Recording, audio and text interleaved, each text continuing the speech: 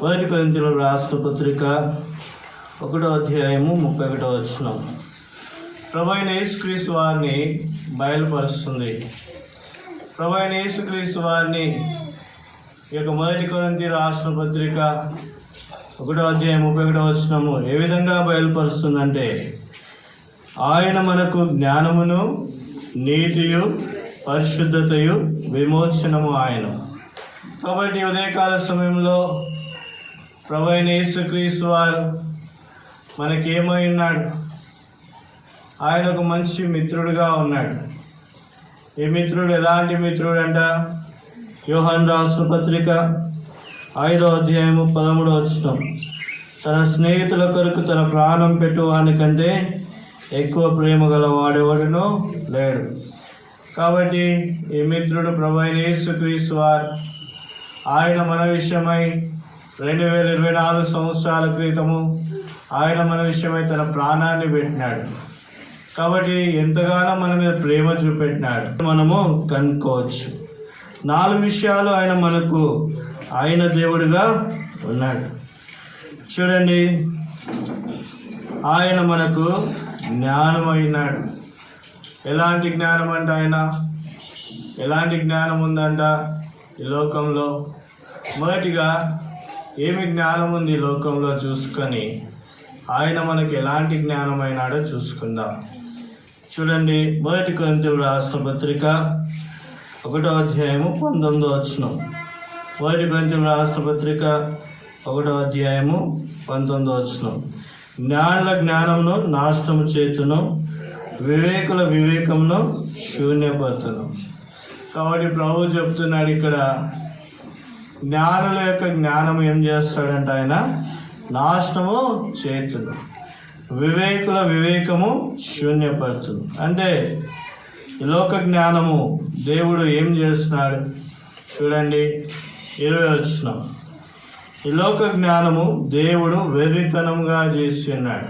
ఈ లోకంలో ఎలాంటి జ్ఞానము కానీ అది ఎలాంటి జ్ఞానం అంటే వెర్రితనంతో కూడుకున్నటువంటి జ్ఞానం. కాబట్టి స్నేహాన్ని ఎంతగానో చేస్తూ ఉంటారు. ఎంతోమంది స్నేహం చేస్తుంటారు, ఎంతోమంది ఫ్రెండ్షిప్ చేస్తుంటారు. ఎలాంటి ఫ్రెండ్షిప్ చేస్తారు? లోక జ్ఞానంతో కూడా కలిసి ఫ్రెండ్షిప్ చేస్తుంటారు. వాళ్ళ ఫ్రెండ్షిప్ ఎలా ఉంటుంది? వెర్రితనంతో కూడినటువంటి ఫ్రెండ్షిప్. ఏమంటారు? అరే నిన్ను మంచి ప్రదేశానికి తీసుకొని పోతాను రా అని చెప్పేసి ఎక్కడికి తీసుకొని పోతారు? తాగు చోటికి తీసుకొని వెళ్తారు. ఆయనతో చాలా తాగుపిచ్చి వ్యసనపరుణ్ణి తయారు చేస్తారు. కాబట్టి లోక జ్ఞానము ఏ కుటుంబాల్లో కూడా సంతోషం నింపదు. ఈ లోక జ్ఞానము ఎవరిలో కూడా ఆనందాన్ని నింపదు. కాబట్టి దేవుడు అంటున్నాడు 20వ వచనంలో ఏమంటున్నాడు? జ్ఞానుల జ్ఞానము నాశనము చేతును, వివేకుల వివేకం ఏం చేస్తానంట? శూన్యపరచును. కాబట్టి ఆ జ్ఞానము ఎలాంటి జ్ఞానము? ఏమాత్రం కూడా ఎన్నదగినటువంటి జ్ఞానము కాదు. 2వ అధ్యాయము 6వ వచనం చూడండి. పరిపూర్ణమైన వారి మధ్యను జ్ఞానమును బోధించున్నాను, అది లోక జ్ఞానము కాదు. అది ఎలాంటి జ్ఞానం అంట? ఈ లోక జ్ఞానము కాదు. అంటే ఏంటిది? యుగ సంబంధమైనటువంటి జ్ఞానము కాదు. మన ప్రభు మనకి ఇచ్చేటువంటి జ్ఞానము ఈ యొక్క యుగ సంబంధమైనటువంటి జ్ఞానము కాదు. ఆ శిలువ నుంచి నీకు నాకు వచ్చేటువంటి జ్ఞానము ఈ యుగ సంబంధమైనటువంటి జ్ఞానము కాదు.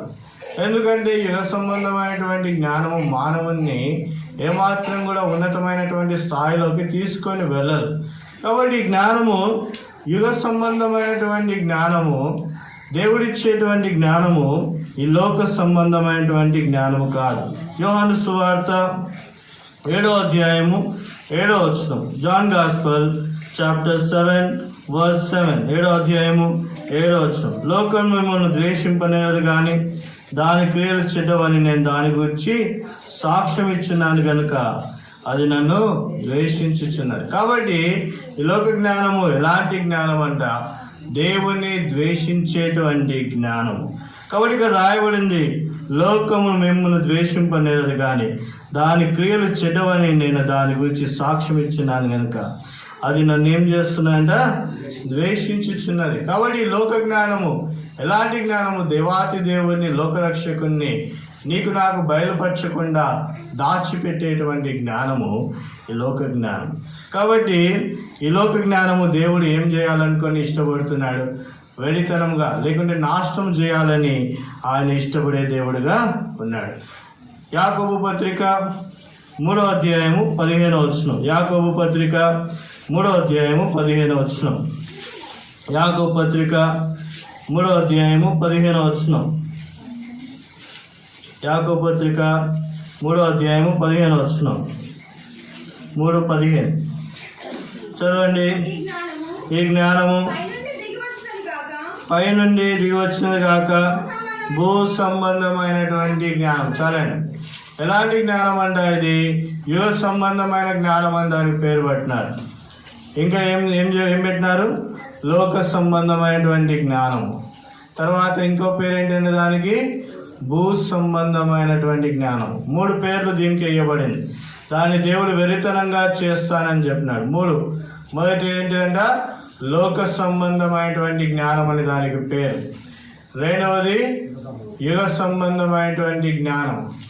మూడవది దానికి ఇంకో పేరు ఏంటిదంట, భూలోక సంబంధమైంది కార్యమును వండును. కాబట్టి లోక జ్ఞానంలో 2 ఉన్నాయి. ఒకటి ఏంటిది? మత్సరం ఉంది. ఏముంది? మత్సరం ఉంది. రెండవది ఏముంది? ప్రతి నీచ కార్యం, అల్లరి ఉంది, ప్రతి నీచ కార్యం ఉంది. కాబట్టి ఈ లోక జ్ఞానంలో 3 విషయాలు ఉన్నాయి. మత్సరం ఉంది, అల్లరి ఉంది, ప్రతి నీచ కార్యం ఉంది. కాబట్టి ఈ లోక జ్ఞానం ఎలా ఉంటుందంటే, ఒక మానవుడు ఉన్నత స్థాయిలోకి వెళ్తే ఆ మానవుడి యొక్క ఉన్నత స్థాయిని ఏమాత్రం కూడా ఓర్చుకోలేనటువంటి జ్ఞానము ఈ లోక సంబంధమైనటువంటి జ్ఞానం. దానిలో మత్సరం ఉంది. రెండవది ఈ లోక సంబంధమైనటువంటి జ్ఞానంలో ఏముందంట? అల్లరి ఉంది. ఏముంది? అల్లరి ఉంది. కాబట్టి స్నేహితులే, జ్ఞానవంతులే, ఎంతో ఇష్టపడిన వారే, ఎంతగానో మంచిగా సహవాసం చేసేవాళ్ళే, ఈ లోక జ్ఞానంలో ఉన్న వాళ్ళే, వారి జీవితాల్లో ఏముంటుందంట? అల్లరి ఉంటుంది. ఏముంటుంది? అల్లరి ఉంటుంది. ఎలా ఉంటుంది లోక జ్ఞానము? ఒక ఎగ్జాంపుల్ చెప్పాలని ఇష్టపడినాను. ఒక 2 మిత్రులు ఉన్నారు, చాలా ప్రాణ స్నేహితులు, లోక సంబంధులు. 2 బాగా తాగినారు. ఒక షాప్ దగ్గరికి వెళ్ళినారు. ఒక షాప్ దగ్గరికి వెళ్ళిపోయి బిర్యానీ రేటు 59 రూపాయలు. బిర్యానీ రేట్ ఎంత? 59 రూపాయలు. ఒక ఫ్రెండ్ ఏం చేస్తున్నాడు? 60 రూపాయలు కొట్టాడు. ఎంత కొట్టాడు? 60 రూపాయలు కొట్టాడు. ఇంకో ఫ్రెండ్ గొడవ. ఇప్పుడు ఇద్దరికి గొడవ. ఏంటిది? 59 రూపాయల బిర్యానీకి ఎందుకు 60 రూపాయలు కొట్టినావు అని కోపం వచ్చింది ఇంకో ఫ్రెండ్కి. ఎంతలో? రూపాయలు కొడతావు, పోయి ఆ రూపాయి అడుగుపో అంటాడు. ఈయన అంటాడు వదిలే అని అంటారు. ఇద్దరు ఏం చేస్తున్నారు? తాగినారు. లోక స్నేహం, లోక జ్ఞానం ఏం చేస్తున్నాడు? నా మాట వినవా అని ఏం చేస్తున్నాడు? నెట్టేస్తున్నాడు. నెట్టేస్తే పోయి కింద పడినాడు. తలకు దెబ్బ తగిలింది. Spot death. ఎంత మంచి ఫ్రెండ్షిప్!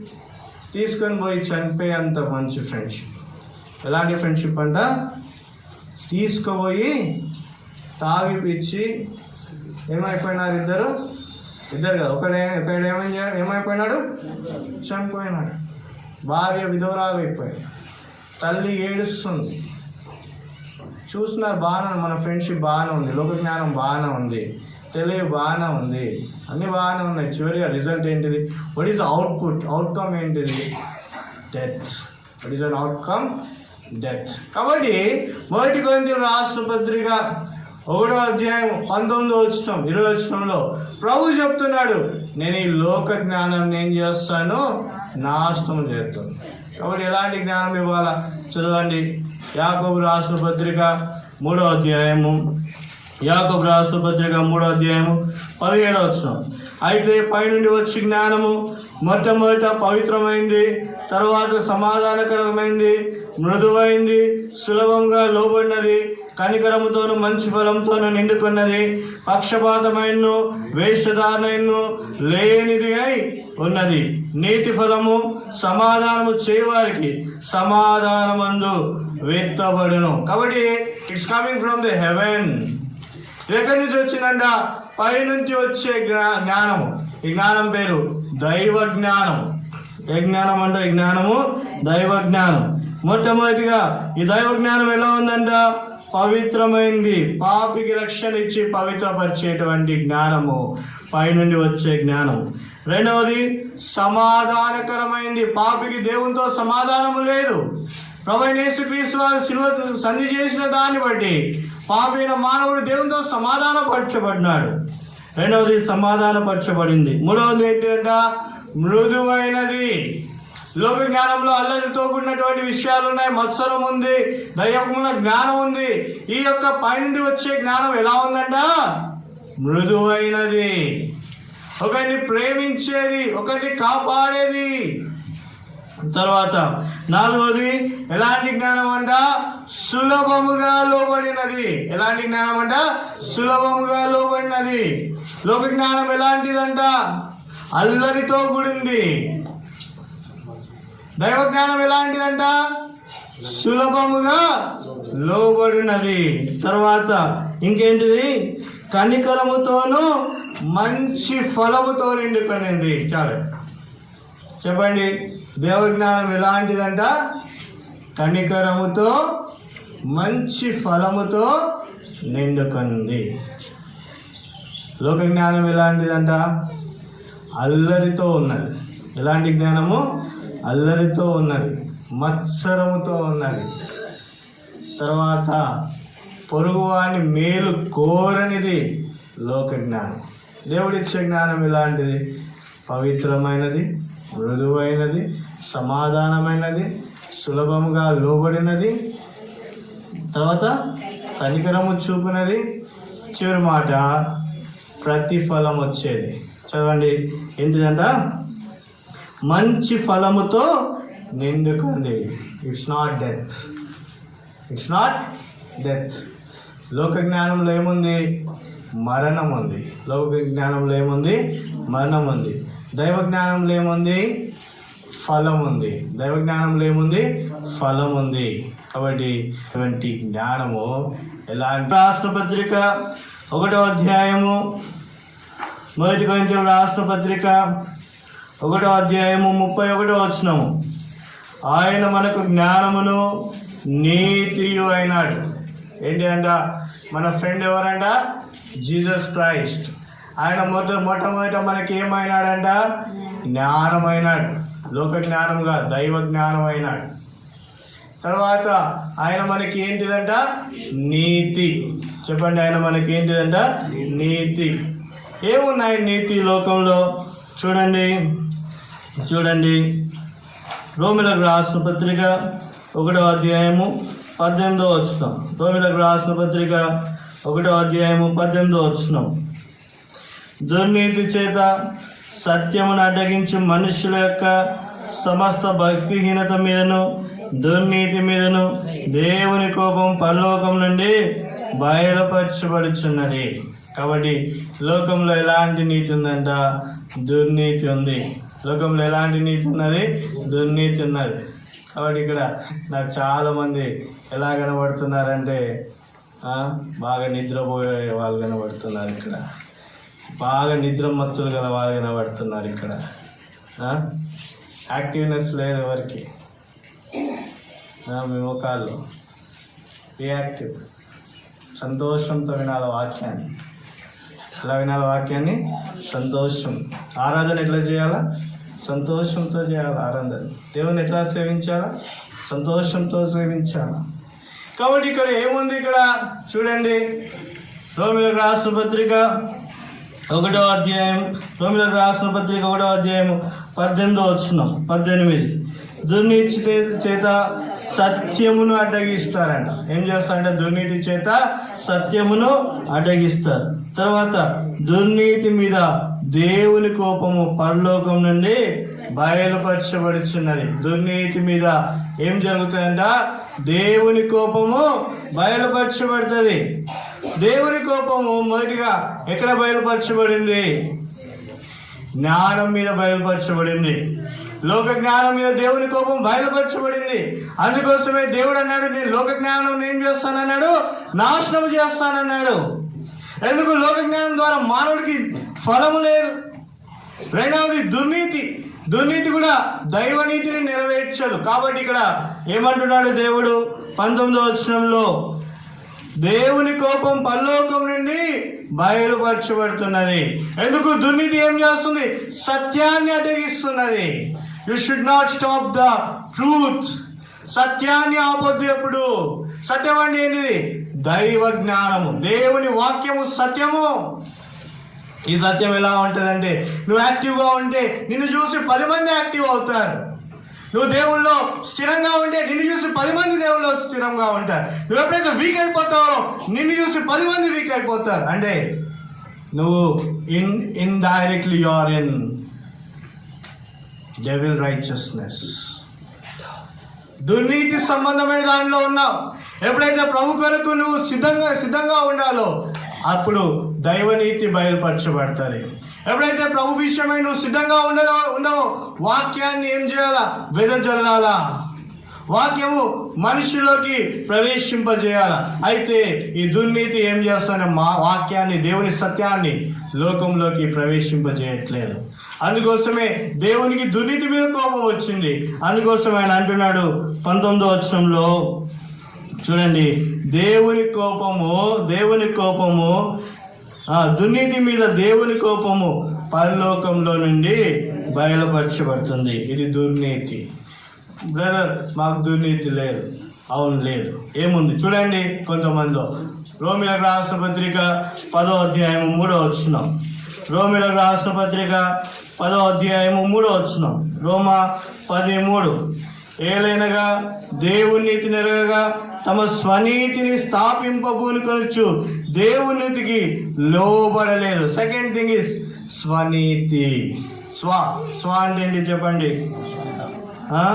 స్వంత. ఇంకోటి స్వ అంటే తెలుగులో ఇంకో అర్థం ఉంది. ఏంటిదంటే మంచి నీతి. మనకున్నటువంటి స్వంత నీతి ఎలాంటి నీతి అంట? మంచి నీతి, జ్ఞానం కలిగినటువంటి నీతి. మంచి పనే. నాకు దేవుని మీద ఆధారపడడం ఇష్టం లేదు. దేవుణ్ణి బాధపరచడం నాకు ఇష్టం లేదు. దేవుణ్ణి ఎప్పుడు మొరబెట్టి ఆయన అంటున్నాడు, బ్రదర్ ఎందుకు బ్రదర్ దేవుణ్ణి ఎప్పుడు కూడా బాధపరచాలా? దేవునికి ఎందుకు మొరబెట్టి ఆయనను ఊరికే మాటికి ఎందుకు బాధపరచాలా? అదేంటిదంట? అర్థమైందన్న మాట? అర్థమైతే చెప్తారు మీరు. ఏంటిది అది? స్వనీతి, సొంత నీతి. దేవునికి ఎందుకు ప్రార్థన చేసి ఆయనను బాధ పెట్టాలా? స్వనీతి. దేవుని మాటికి ఎందుకు అడగాల? స్వంత నీతి. కాబట్టి ఇక్కడ 10వ అధ్యాయము 3వ వచనంలో, ఏలైనగా వారు దేవుని నీతి నెరగక తమ స్వనీతిని స్థాపింపబూనుకొనొచ్చు దేవుని నీతికి లోబడలేదు. కాబట్టి దుర్నీతి చెప్పండి. అతడి దుర్నీతి దేవుని యొక్క ఉగ్రతకు పాలు చేస్తుంది. స్వనీతి దైవనీతికి లోబడనీయదు. రెండు మంచియేనా?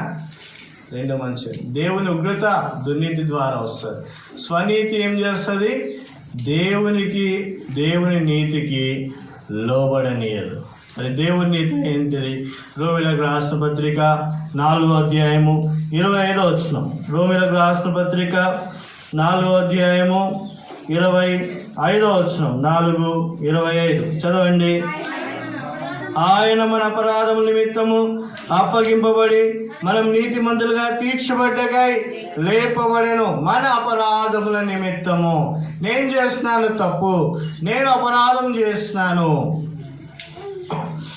ఏ విధంగా అయితే సాతానుతో స్నేహం చేసి తినకూడదన్న పండు తిని దేవుని ఉగ్రతకు లోనైందో అలాంటి అపరాధము చేసిన వాడిని, దేవుని మాట వినని వాడిని నేను అపరాధము చేస్తే నా అపరాధం నిమిత్తము ఎవరు బలైనారంట?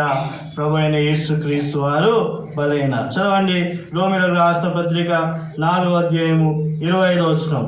మన అపరాధం నిమిత్తము అప్పగింపబడి మనం నీతిమంతులుగా తీర్చబడ్డకై లేపబడెను. చేసింది తప్పు నేను, శిక్ష అనుభవించాల్సింది నేను, బాధ అనుభవించాల్సింది నేను. దైవనీతి బయలుపరచబడింది ఫలంలోకి రావడానికి, దైవనీతి రుజువు గావించబడడానికి, దేవుడు రుజువు గావించబడడానికి. ఆ దైవము ఆయనే మానవుని ప్రేమించి కలువరి శిలువ మీదకి ఆయన తన్ను తాను అర్పించుకున్నాడు. కలువరి శిలువ మీద నీ పాపం విషయమై, నా పాపం విషయమై, నీ అపరాధం విషయమై, నా అపరాధం నిమిత్తమై ప్రభువైన యేసుక్రీస్తు వారు శిలువనెక్కినాడు, శిలువనెక్కినాడు, మరణాన్ని పొందినాడు. మన అపరాధ నిమిత్తం ఆయన బలి అయిన దేవుడిగా ఉన్నాడు. రోమిలకు రాసిన పత్రిక 5వ అధ్యాయము 1వ వచనం. రోమిలకు రాసిన పత్రిక 5వ అధ్యాయం 1వ వచనం. కాబట్టి విశ్వాస మూలముగా మనం నీతిమంతులుగా తీర్చబడి మన ప్రభువైన యేసుక్రీస్తు ద్వారా దేవునితో సమాధానం కలిగి ఉన్నాం. కాబట్టి దైవనీతితో సమాధానం ఉంది. దైవనీతి విశ్వాసానికి పాత్రులుగా ఉన్నది. ప్రభు మీద మన విశ్వాసాన్ని దైవనీతి ఇచ్చింది. ప్రభు మీద మన విశ్వాసాన్ని దైవనీతి కలిగించింది. ప్రభువును నమ్మినామంటే దైవనీతి బయలుపరచబడింది. కాబట్టి రెండవది దైవనీతి. దేవుడు మనకు జ్ఞానమైనాడు. ఎలాంటి జ్ఞానమైనాడు? లోక జ్ఞానం కాదు. లోక జ్ఞానము యుగ సంబంధమైనటువంటి జ్ఞానం, ప్రకృతి సంబంధమైనటువంటి జ్ఞానం, భూ సంబంధమైనటువంటి జ్ఞానము మానవుని మత్సరానికి తీసుకొని పోతుంది, మానవుని సత్యానికి దూరం చేస్తుంది, మానవుని అల్లరికి తీసుకొని పోతుంది, మానవుని మరణానికి తీసుకొని పోతుంది. దైవ జ్ఞానం వేలుపరచబడింది. ఆ జ్ఞానము మానవుణ్ణి ఏం చేసిందంట? పవిత్రతలోకి తీసుకొని వచ్చింది, మానవుని కనికరంలోకి తీసుకొని వచ్చింది, మానవుణ్ణి దేనిలోకి తీసుకొని వచ్చింది? సమాధానంలోకి తీసుకొని వచ్చింది, మానవుని ఫలింపులోకి తీసుకొని వచ్చింది. What a great thing. ఒక కుటుంబంలో ఒక కుమారుడు చనిపోయి ఏడ్చుతూ ఎంత రోదన పడతారో అది ఎలా ఉంటుంది? ఒక కుటుంబంలో కుమారుడు ప్రయోజకుడైనప్పుడు ఎలా ఉంటుంది? కాబట్టి దైవనీతి ఏ విధంగా బయలుపరచబడి ఫలింపులోకి తీసుకొని వచ్చింది. కాబట్టి ఆ ఫలింపు ఇక్కడ కాదు, నిత్య రాజ్యంలో ఫలింపు ఉంది మనకు. ఈ లోకంలో ఎన్నో శ్రమలు ఉండొచ్చు, బాధలు ఉండొచ్చు, ఎన్నో కష్టాలు ఉండొచ్చు, ఎన్నో ఇక్కట్లు ఉండొచ్చు. అయితే ఈ లోకాన్ని వదిలిపెట్టిన తర్వాత యుగాయుగంలో మనం ఆ దేవునితో ఉంటాం. ఇక్కడ వదిలిపెట్టిన, ఇక్కడ ఎప్పుడైతే శరీరాన్ని వదిలిపెడతామో ప్రభుతో కూడా సర్వయుగాలు ఉండేవారంగా ఉంటాం. రెండవది దేవుని నీతి. దేవుని నీతి ఎలా ఉందంట? దుర్నీతికి స్వనీతికి భిన్నంగా ఉంది. దుర్నీతి ఏ విధంగా ఉంది? దేవుని ఉగ్రతకు పాలు చేస్తుంది. తర్వాత స్వనీతి ఏం చేస్తుంది? దేవుని చిత్తాన్ని నెరవేర్చదు. అది దైవనీతి ఉంది. అపరాధం నిమిత్తము బలి అయినటువంటి నీతి, పాపం నిమిత్తము బలి అయినటువంటి నీతి, నిన్నను జీవంలోకి తీసుకొని వెళ్ళడానికి,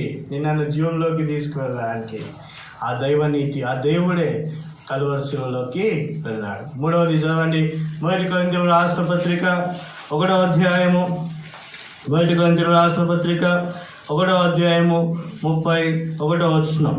మనకు జ్ఞానమును నీతియు పరిశుద్ధతయు విమోచనమాయను.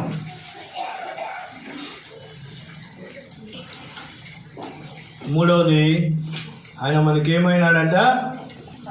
పరిశుద్ధత అయినాడు. అపరాధంలో పాపం ఉంది. అపరాధంలో ఏముంది? పాపం ఉంది. లోకంలో ఏముంది? పాపం ఉంది. అయితే ఈ లోక జ్ఞానంలో, దేవ జ్ఞానంలో పవిత్రత వచ్చింది. తర్వాత దేవుని నీతిలో ఏం దొరికింది? రక్షణ దొరికింది. దైవ జ్ఞానంలో ఏముంది?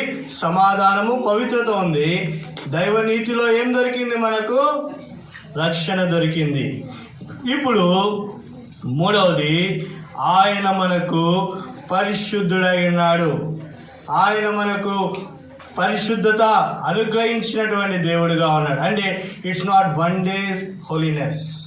అంటే రక్షింపబడినప్పుడు మాత్రమే పరిశుద్ధత కాదు, పాపాలు ఒప్పుకున్నప్పుడు మాత్రమే పరిశుద్ధత కాదు, ఆరాధన చేసినప్పుడు మాత్రమే పరిశుద్ధత కాదు, చర్చ్లో ఉన్నప్పుడు మాత్రమే పరిశుద్ధత కాదు.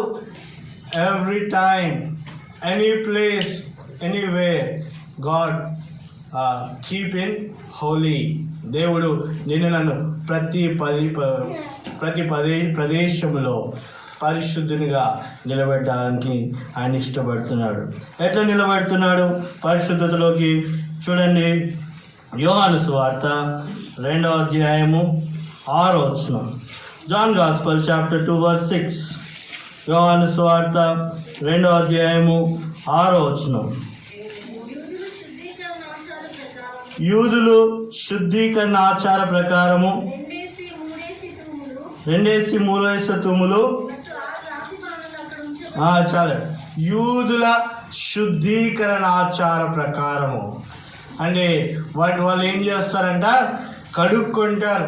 ప్రతి పరిస్థితిలో వాళ్ళ జీవితాన్ని ఏం చేసుకుంటారు, కడుక్కుంటారు. 2వ తెస్సలోనికీయులకు రాసిన పత్రిక 2వ అధ్యాయము 10వ వచనం.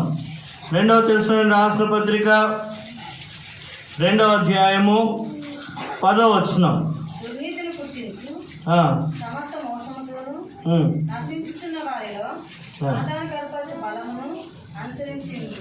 మొదటి తెస్సలోనికీయులకు రాసిన పత్రిక 2వ అధ్యాయము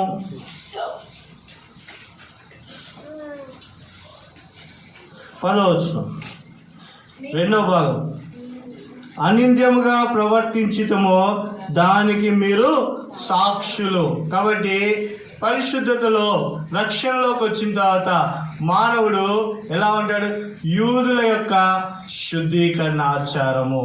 అంటే ఇప్పుడు పాత్రలు ఉన్నాయనుకోండి, పాత్రలు ఏం చేస్తాము, ప్రతిదినం మనం ఏం చేసుకుంటాము, శుభ్రం చేసుకుంటాం. రాత్రికాల సమయంలో అన్నం వండుకుంటాం, కూర వండుకుంటాం. ఉదయకాలంకి వచ్చాక పాత్రలో ఏమవుతుంది, పాచి పట్టిపోతుంది, వాసన వస్తుంది. తర్వాత దాన్ని ఉదయకాలం ఏం చేస్తాము, కడుక్కుంటాం. అలానే యూదుల శుద్ధీకరణ ఆచార ప్రకారము వారు కడుక్కున్నారు, వాళ్ళు కాళ్ళు కడుక్కున్నారు. వాళ్ళు దేవాలయంలోకి వెళ్ళక మునుపు వాళ్ళు కాళ్ళను కడుక్కున్నారు. వాళ్ళు దేవాలయంలో ఆ యొక్క యాజక ధర్మాన్ని నెరవేర్చినప్పుడు వాళ్ళు పరిశుభ్రంగా దేవాలయంలోకి ప్రవేశించినారు. వారు ఉపయోగించేటువంటి ఇత్తడి పాత్రలను శుభ్రం చేస్తున్నారు. అది యూదుల యొక్క శుద్ధీకరణ ఆచారము. కాబట్టి మరి పరిశుద్ధుల యొక్క శుద్ధీకరణ ఆచారం ఏంటిది, అనింద్యంగా జీవించడం. ఏంటిదంట, అనింద్యంగా జీవించడం. ఎలా అనింద్యంగా జీవించడము చూడండి, ప్రకటన గ్రంథము 7వ అధ్యాయము 14వ వచనం. ప్రకటన గ్రంథము 7వ అధ్యాయము 14వ వచనం. ప్రకటన 7:14. అందుకు నేను అయ్యా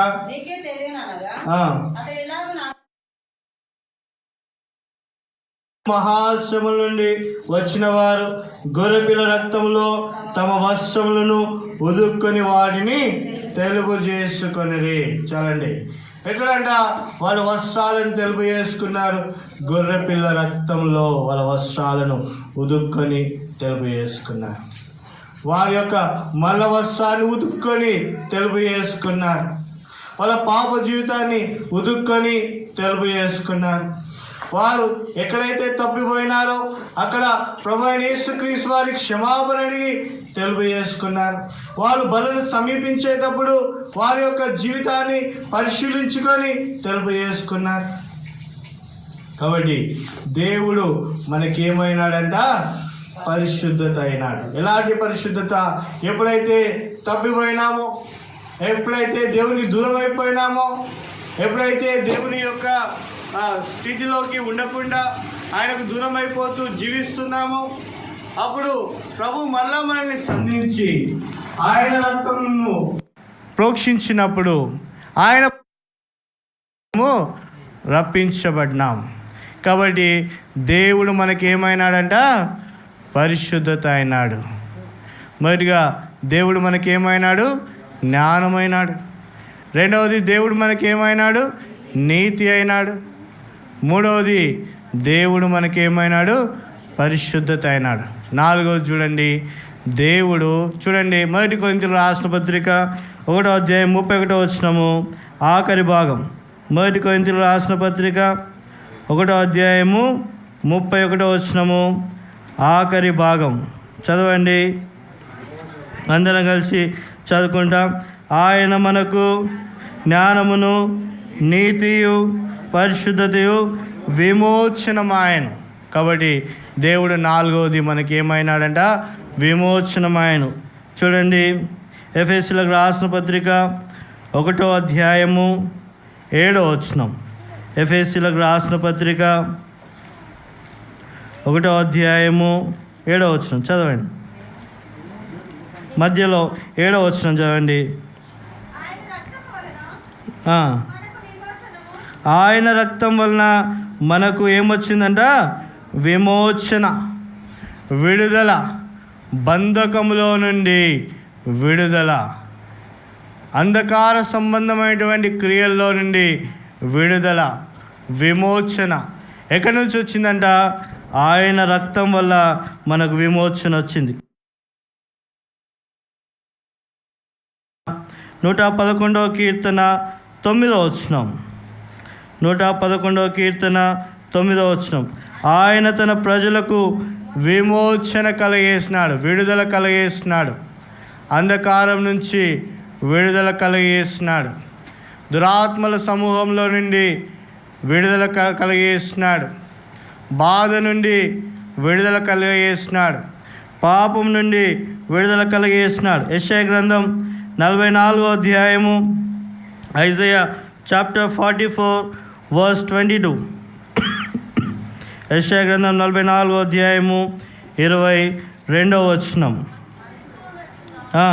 మంచు విడిచిపోనట్లుగా నేను నీ అతిక్రమములను మబ్బు తొలగినట్టుగా నీ పాపమును తుడిచివేసి ఉన్నాను. కాబట్టి పాపం మంచు, ఒక మంచి వస్తువును మంచు ఎట్లయితే కప్పిందో, ఒక జీవం గల మానవుని మంచు ఎట్లయితే కప్పిందో, ఒక వస్తువు ఒక పరిశుద్ధతను చూపెట్టలేకుండా మంచు కప్పేస్తుంది. ఆ మంచును విడిపోయినప్పుడు అక్కడ ఉన్నటువంటి వస్తువు కనబడుతుంది. అలాగనే మానవుని పాపము కప్పేస్తుంది. ఆయనలో ఉన్న నీతి క్రియలను కప్పివేస్తుంది, దురాత్మలతో కప్పివేస్తుంది, పాపముతో కప్పివేస్తుంది. నీతి ఎక్కడ కూడా బయలుపరచబడనీయదు. అయితే ఇక్కడ ఏమని రాయబడింది చూడండి, 22వ వచనం. నేను నిన్ను విమోచించి ఉన్నాను. ఎలా విమోచించినాడు? మబ్బు తొలగినట్లుగా నీ పాపములను ఏం చేసినాను? తుడిచివేసినాడు. ఆయన అన్నాడు కదా, ఎవరు? దావీదు గారు అన్నాడు. ఏమన్నాడు? ప్రభువా, నేను గర్భంలో ఉన్న పిండంగా ఉన్నప్పుడే నేను పాపిని. చదవండి 51వ కీర్తన, కీర్తనలు 51, కీర్తనలు 51వ కీర్తన, 51వ కీర్తన,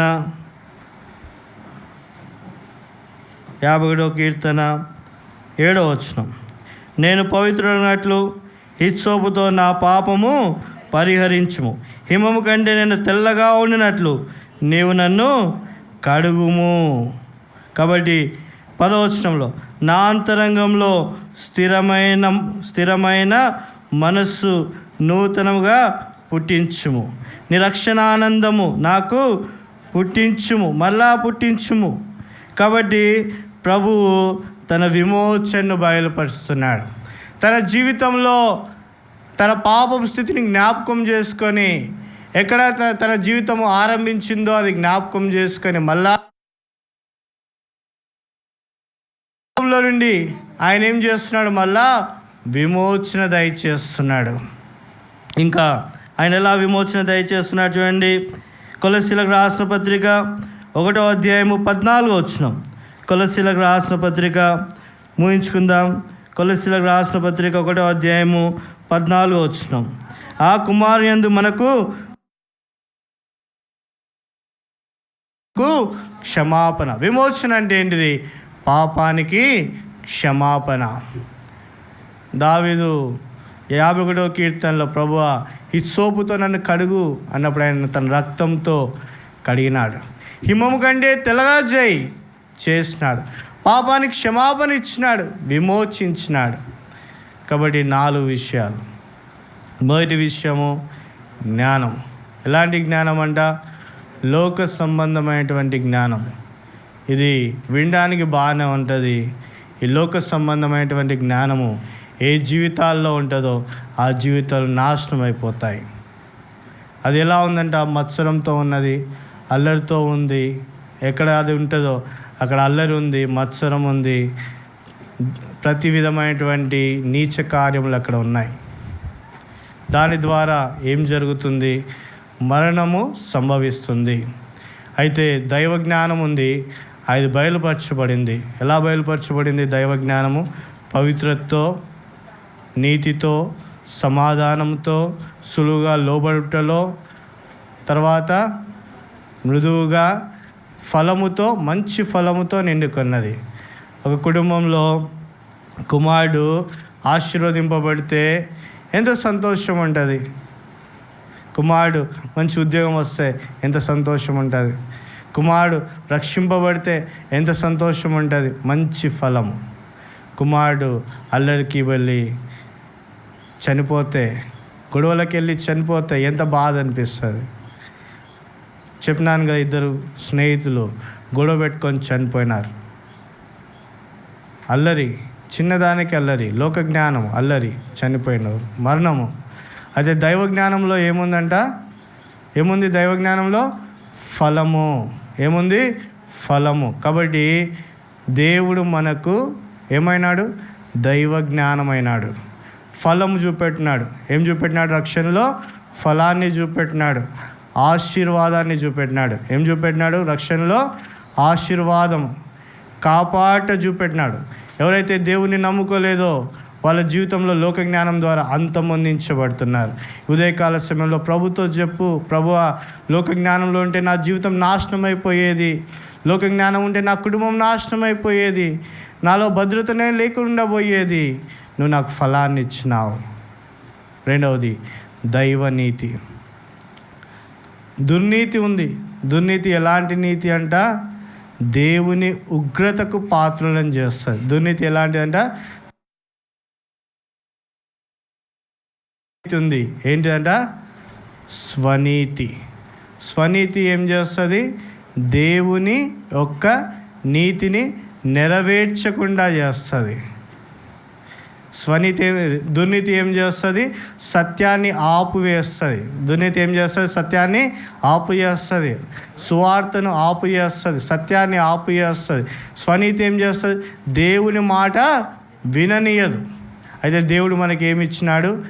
దైవనీతి ఇచ్చినాడు. ఎలాంటి నీతి అంట? దైవనీతి. మన అపరాధముల నిమిత్తము ఆయన బలి అయినాడు. ప్రభువా, దుర్నీతి వాడిని, సత్యాన్ని ఆపినటువంటి వాడిని, సత్యానికి దూరంగా ఉన్నటువంటి వాడిని, లోకానికి దగ్గరగా ఉన్నటువంటి వాడిని, స్వనీతి ద్వారా నీ దగ్గరికి రాలేనటువంటి వాడిని దైవనీతి బయలుపరిచినావు. ప్రభువా, నా అపరాధం నిమిత్తము నీవేం చేసినావు? మరణం గావించబడినావు, నాకు దైవనీతిని ఇచ్చినావు. నీ రక్తం ద్వారా నాకు నీతిని బయలుపరిచినావు, నాకు నీతిని ఇచ్చినావు. నాకు నీతి ఎలా వచ్చింది? దేవుని శిలువ నుంచే మనకు నీతి వచ్చింది. మూడవ విషయాన్ని చూస్తే పరిశుద్ధత. నీతిమంతుడైన మానవుడు మళ్ళా పాపం చేస్తూ వచ్చినాడు. నీతిమంతుడైన మానవుడు మళ్ళా లోకంలోకి వెళ్ళినాడు. అప్పుడు యూదుల శుద్ధీకరణ ఆచార ప్రకారము వాళ్ళ యొక్క వస్తువులను శుభ్రం చేసుకున్నారు, వాళ్ళ యొక్క కాళ్ళని శుభ్రం చేసుకున్నారు, వాళ్ళకు ఉన్నటువంటి అన్నీ కూడా శుభ్రం చేసుకున్నాడు. అయితే దావీదు అన్నాడు, హిస్సోపుతో నా పాపమును పరిహరించు, హిస్సోపుతో నన్ను బాగుగా కడుగు, హిమము కంటే తెల్లగా నన్ను చెయ్యి, నీ పరిశుద్ధత నాకు బయలుపరచు. ఎక్కడైతే తప్పిపోయినావా, ప్రభువా నేను పాపిని, నన్ను పరిహరించు అని 2 మాటలు ప్రార్థన చేస్తే ప్రభు నీకు తన పరిశుద్ధతని ఇస్తున్నాడు. ఈ పరిశుద్ధతను ఆధారం చేసుకొని నిత్యరాజ్యం, పరలోక రాజ్యంలో ఉండే వారంగా ఉంటాం. 4వది, ఆయన మనకు విమోచనమైనాడు. అంధకార సంబంధమైనటువంటి దురాత్మల నుంచి దేవుడు మనల్ని విమోచించినాడు, పాపం నుంచి విమోచించినాడు.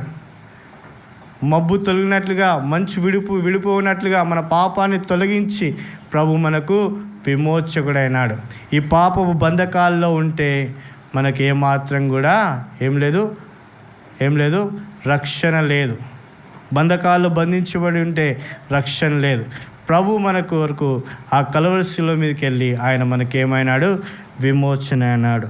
కాబట్టి ఉదయకాల సమయంలో ప్రభువా నా జీవితం ఏపాటిది, నాకు నీ జ్ఞానాన్ని ఇచ్చినావు, నాకు నీ నీతిని ఇచ్చినావు, నాకు నీ పరిశుద్ధతని ఇచ్చినావు, నన్ను విమోచించినావు. ఎంత గొప్ప దేవుడు. ఇవి 4 లేకపోతే ఒక మంచి స్నేహితుడు ప్రభువా, మంచి స్నేహితుడు ఏం చేస్తాడంట, తన ప్రాణాన్ని పెడతాడు. ఆ మంచి స్నేహితుడు ప్రభు అయిన యేసుక్రీస్తు వారు మన కొరకు ఆ కలువరిలో తన ప్రాణాన్ని పెట్టి మనకు దైవ జ్ఞానాన్ని, దైవ నీతిని, దేవుని పరిశుద్ధతను, విమోచనను ఆయన మనకి ఇచ్చినాడు. కాబట్టి మనం ఈ యొక్క తలంపులను ఆధారం చేసుకొని ఆరాధిస్తాను. స్వతంత్రించుకున్నాను యథార్థంగా, నేను ఆయన నీతిని స్వతంత్రించుకున్నాను యథార్థంగా, నేను ఆయన పరిశుద్ధతను స్వతంత్రించుకున్నాను యథార్థంగా, నేను విమోచించబడినాను. విమోచించిన ప్రజలు సర్వ సమాజంలో ఎలుగెత్తి దేవుణ్ణి ఆరాధించుదురుగాక. ఆరాధనలోకి ప్రవేశిద్దాం.